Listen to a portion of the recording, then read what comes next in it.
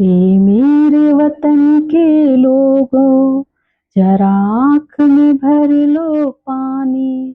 जो शहीद हुए हैं उनकी जरा याद करो कुर्बानी। हाँ जी, राधे राधे, जय श्री कृष्णा, जय Shri Ram. Welcome my YouTube channel Rupa ji 25 में आपका बहुत बहुत स्वागत है। आप लोग सोच रहे होंगे एक ही ड्रेस में दो ब्लॉग। हाँ, मैं एक ही ड्रेस में दो ब्लॉग बना लेती हूँ क्योंकि वक्त का पता नहीं है, पता नहीं कब अड़चने आ जाए हमारे घर में। कभी कोई बीमार, कभी कोई बीमार, टाइम मुझे मिलता नहीं है। तो जैसे ही टाइम मिलता है तो मैं एक साथ दो ब्लॉग भी बना लेती हूँ। 15 अगस्त के ब्लॉग चल ही रहते, एक मैंने बना लिया, एक और बना के रख देती हूँ एडवांस में। हो सकता है नहीं बना पाऊँ तो मतलब जैसे बीच में छूटा है वैसा नहीं होगा। तो जो गाना लिया है मैंने, ए मेरे वतन के लोगों, जरा आंख में भर लो पानी। जो शहीद हुए हैं उनकी जरा याद करो कुर्बानी। ये गाना लता मंगेशकर जी ने गाया था और इतना मतलब इसमें सैड फीलिंग थी, इतना दर्द था कि हर कोई इसे सुन के रोने लग गया। इस गाने की वजह से लता मंगेशकर को बहुत याद किया जाता है और उन्हें बहुत सम्मान मिला था। तो ये गाना ही ऐसा है कि जो शहीद हुए उनकी जरा याद करो कुर्बानी। देखिए, जिनके घर के बेटे, पति, भाई शहीद होते हैं ना, उनको तो खैर पता रहता ही है कि उन पे क्या बीती है। उनकी ज़िंदगी में वो उनकी कमी कभी पूरी नहीं कर सकते जो उनके घर से कोई मेंबर शहीद हुआ है। बट हम लोग क्या करते हैं? हम लोग कम से कम इतना तो कर सकते हैं ना कि जो शहीद हुए हैं उनकी याद में तो आँसू तो निकल सकते हैं ना हमारे उससे। क्यों? क्योंकि हम याद करेंगे तब निकलेंगे ना आँसू। क्या होता है लोग बाग बस देखते हैं, ये सोचते हैं हमारा थोड़ी ना है, गया किसी का भी गया, ऐसे क्यों सोचते हो? वो हमारा ही तो था, हमारे लिए ही तो गया है। अगर वो वहाँ पे ड्यूटी नहीं करता, ड्यूटी करते हुए शहीद नहीं होता, तो हमारी रक्षा कौन करता? एक फौजी हैं, जिनकी वजह से हम चैन की नींद सो पाते हैं।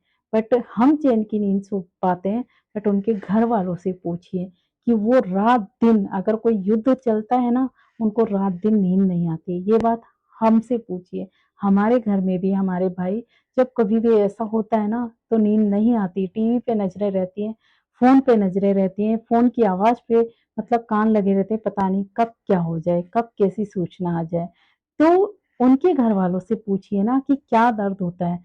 बट इस दर्द को जिस दिन आप मतलब समझ लेंगे ना, उस दिन आपको पता पड़ेगा कि बहुत मतलब जिनके साथ हुआ है ना ऐसा, उन पे क्या बीतती है।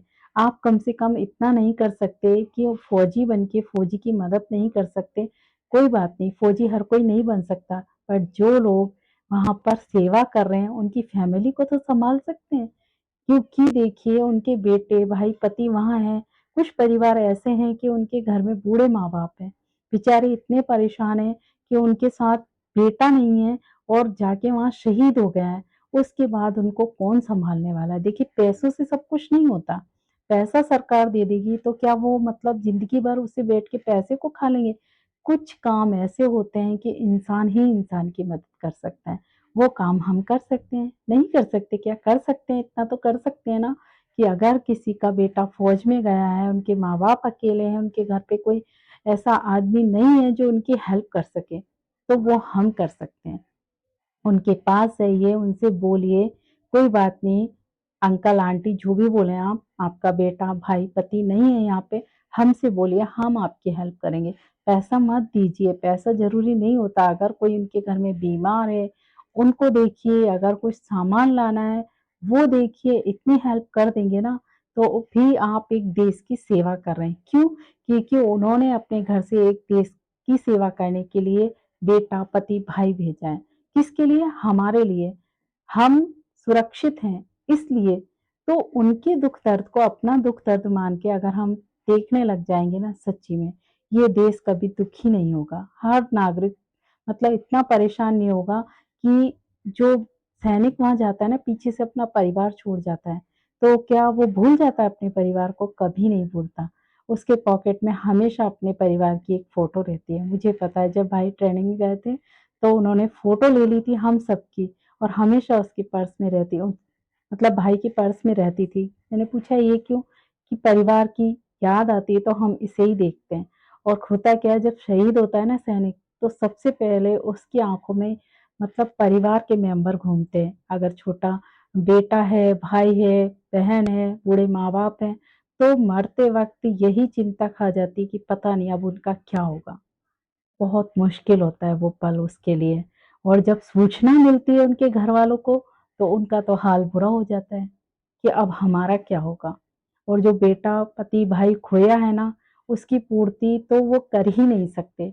हालाँकि पैसा मिल जाता है, पैसों से भी वो खुशी नहीं मिलती। देखिए, पैसा इंसान को वो खुशियाँ नहीं दे सकता जो एक इंसान दे सकता है। जो बेटा उन्होंने खोया है, जो उनसे माँ बोलता था क्या पैसा माँ बोल देगा? नहीं बोलेगा।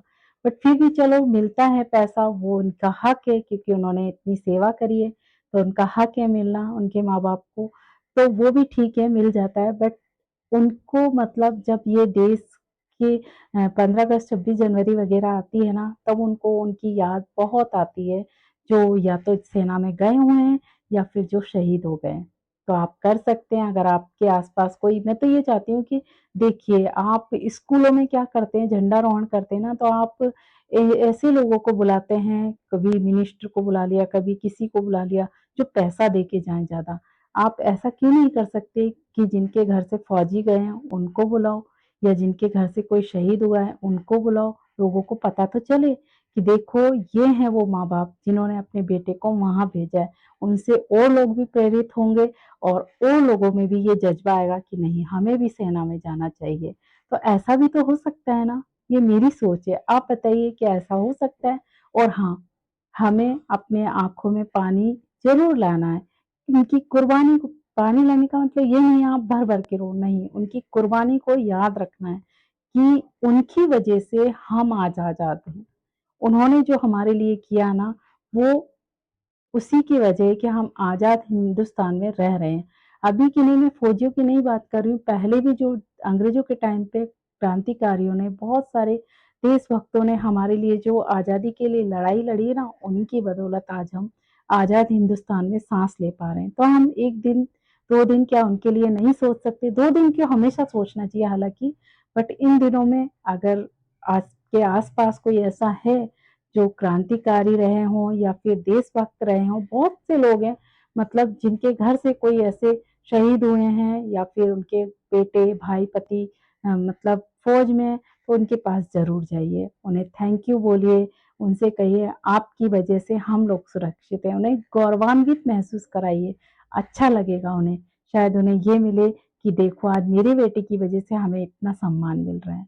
आई होप जो मैंने गाना गाया है कि मेरे वतन के लोगों, वो इसका मतलब यही है, हे वतन के लोगों, आप उनकी कुर्बानी को याद करते हुए इतना ज़रूर करिए कि अगर जो है आपके आस-पास, सैनिक का सम्मान करिए, उनके माँ-बाप का सम्मान करिए और एक-दूसरे का तो सम्मान करना ही है। देखिए, हमें हिंदुस्तान में रह रहे हैं, हिंदुस्तान के लिए सोचना है, हिंदुस्तान की आवाम के लिए सोचना है, हिंदुस्तान के लोगों के लिए सोचना है और देश के लिए सोचना है। देश में रहकर देश से गद्दारी नहीं करनी है और कुर्बानी को जो याद रखेगा ना, वो तो ऐसा कभी कर ही नहीं सकता। तो आई होप आज के लिए इतना ही, मैंने 2 ब्लॉग बना दिए हैं कंटिन्यू, अपलोड कर दूँगी मैं। तो आज के लिए इतना ही, ध्यान रखिए अपना और जो मैंने बात कही है उसे भी याद रखिए। सैनिक का सम्मान करिए, उनके घर वालों को भी ऐसा फ़ील कराइए कि नहीं हम हैं, आपके बेटे पति भाई हैं वहाँ, तो हम हैं, हम आपकी देखभाल करेंगे। तो आई होप आज के लिए इतना ही, ध्यान रखिए अपना। राधे-राधे, जय श्री कृष्णा, जय श्री राम, टेक केयर, जय हिंद, जय भारत।